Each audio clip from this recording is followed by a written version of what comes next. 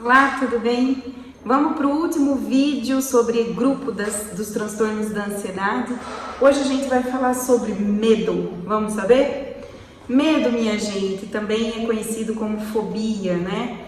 E dentro dos quadros das fobias, nós temos algumas variantes. Então, nós temos as fobias específicas, que é o medo específico de uma coisa, animal, situação, lugar, em que eu apresento um medo muito intenso, ou uma ansiedade, ou uma esquiva. Eu fujo dessa situação ou dessa coisa só de imaginar, ou mesmo eu estando frente a isso. Então tem o medo de altura, o medo do escuro, o medo de cobra, o medo de aranha. Então essas são as fobias específicas, né?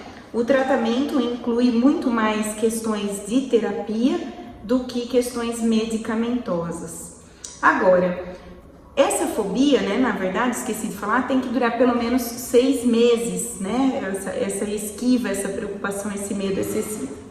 Quando você tem esse medo relacionado mais à separação de uma pessoa ou a preocupação que essa pessoa possa vir a adoecer ou você perder o contato e aí ficar desprotegido, e isso acontece antes dos 18 anos obrigatoriamente, você tem a ansiedade de separação, que é um medo de estar sozinho, de ser abandonado. É muito comum em crianças a partir dos 3, 4, 5 aninhos, acontece muito numa evitação de ir para a escolinha, de ir para os lugares, o medo da mãe ir, não voltar a buscar, de ser esquecido.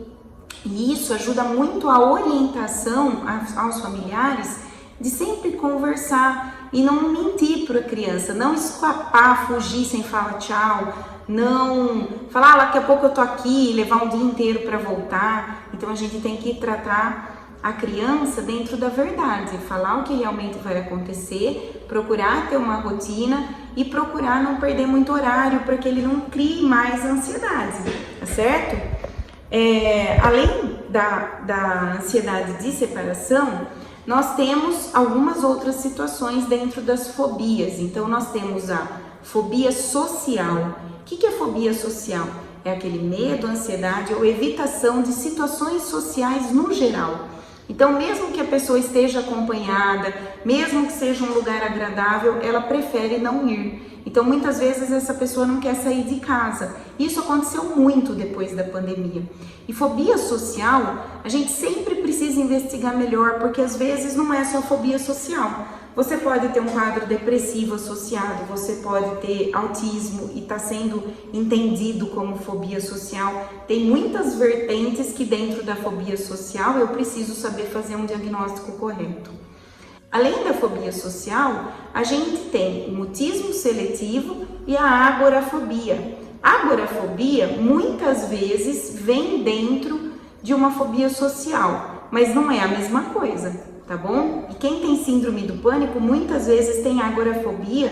E o que é a agorafobia? A agorafobia é o medo de estar sozinho em situações e lugares públicos em que a minha fuga seja difícil de acontecer. Então, pode ser num show, numa festa, num festival, num lugar que tenha muita multidão, dentro de um metrô, dentro de um elevador. E aí não é o medo do elevador, é o medo de estar num lugar sozinha e não conseguir escapar numa situação de problema de saúde. E quem tem síndrome do pânico, às vezes tem agorafobia, porque tem medo de ter crise de pânico e não ter como fugir ou como ser socorrido. Tá? Mas são condições separadas, tá certo? E além da agorafobia, você tem o mutismo seletivo, que aí não é, o mutismo seletivo é aquela pessoa que não consegue falar em público, né? Ou muitas vezes se apresentar socialmente, um trabalho de escola, uma apresentação de trabalho, uma entrevista, e a pessoa trava. É o mutismo de mudez seletivo. Então, assim, seletivo porque são só em lugares relacionados geralmente à escola e trabalho. Tem muita criança pra gente pequenininha, bastante tímida ou às vezes com até mutismo seletivo, que vem pra gente saber se não é autista. Qual é a diferença? A diferença é que em casa com a família ela fala pra caramba, comunica, tudo normal, não é? Além de não ter as outras questões do autismo, da interação, da rigidez. não é? Mas é uma criança que não se comunica e um adulto também. Os critérios diagnósticos da maioria das fobias requer 6 meses dessa condição estar afetando a tua vida, exceto na criança, a ansiedade de separação, basta 4 semanas, não é? E o mutismo seletivo. Então, o que é importante é a gente buscar tratamento. Tanto na agorafobia, quanto na fobia social, quanto no mutismo seletivo.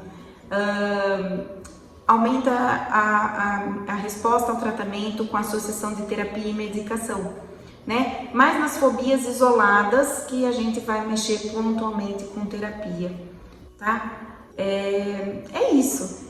O grupo das ansiedades é muito vasto, minha gente, mas é sempre associado a essa preocupação excessiva, a esse medo excessivo. O que é importante a gente saber? Que tem tratamento. Tem tratamento, melhora pra caramba e a gente precisa se cuidar.